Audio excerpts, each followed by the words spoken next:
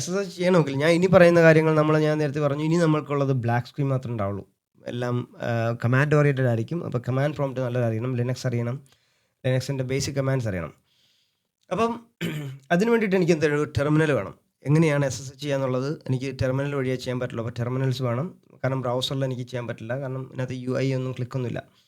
അപ്പോൾ നമുക്ക് ഒരെണ്ണം ഓപ്ഷൻ ഉള്ളത് നമുക്ക് വേണമെങ്കിൽ കമാൻഡ് പ്രോംപ്റ്റ് ഉപയോഗിക്കാം. മറ്റുള്ളതാണ് പവർ ഷെൽ ഉപയോഗിക്കാം. പവർ ഷെൽ മൈക്രോസോഫ്റ്റിൻ്റെയാണ്. അപ്പോൾ ഇത് രണ്ടും വിൻഡോസ് നേറ്റീവാണ്. എനിക്ക് വിൻഡോസ് അത്ര പരിചയമൊന്നുമില്ല. അല്ലെങ്കിൽ തന്നെ വിൻഡോസിൻ്റെ വിൻഡോസ് കമാൻഡ് പ്രോംപ്റ്റ് ഓറിയൻറ്റഡ് അല്ല. അല്ലെങ്കിൽ തന്നെ കൂടുതലും ഈ പറഞ്ഞ UI ബേസ്ഡ് ആണ്. അപ്പോൾ ഇതിനകത്ത് നമ്മൾ ക്ലിക്ക് ചെയ്യുകയാണെന്നുണ്ടെങ്കിൽ ഇപ്പോൾ ലിനക്സ് കമാൻഡ്സ് ഒക്കെ റൺ ചെയ്യുകയാണെന്നുണ്ടെങ്കിൽ അവർ പറയും not recognised an internal command. ഇത് ഒരു ബാച്ച് ഫയൽ അല്ല എന്ന് പറയുന്നത്. ബാച്ച് ഫയൽസ് ആണ് അതിനെ വിൻഡോസ് വർക്ക് ചെയ്യുന്നത്.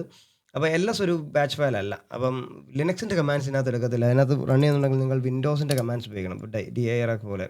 പക്ഷേ ഞാൻ വിൻഡോസ് കമാൻഡ്സ് എനിക്ക് വലിയ ഫെമിലിയർ അല്ല. അതുകൊണ്ട് ഞാൻ എന്ത് ചെയ്യുന്നു, കമാൻഡ് പ്രോംപ്റ്റ് ക്ലോസ് ചെയ്യുന്നു. ഞാൻ ഗിറ്റ് ബാഷ് എന്ന് പറഞ്ഞ ഷെൽ ഉപയോഗിക്കുന്നു. ഗിറ്റ് ബാഷ് ഡൗൺലോഡ് ചെയ്യാം നിങ്ങൾക്ക്.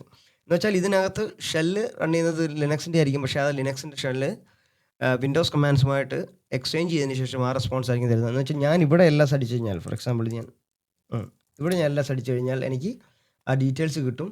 കാരണം ഇതിനകത്ത് എന്ത് ചെയ്യുന്നു, ഈ ലിനക്സ് ഷെൽ എന്ത് ചെയ്യുന്നു വെച്ചാൽ മറ്റേ കമാൻഡായിട്ട് കൺവേർട്ട് ചെയ്ത് അതിൻ്റെ റിസൾട്ട്സ് ആയിരിക്കും നമുക്ക് തിരിച്ചുകൊണ്ടുവരാം. അതാണ് അതിൻ്റെ റിയാലിറ്റി ബാക്ക് എൻഡിൽ.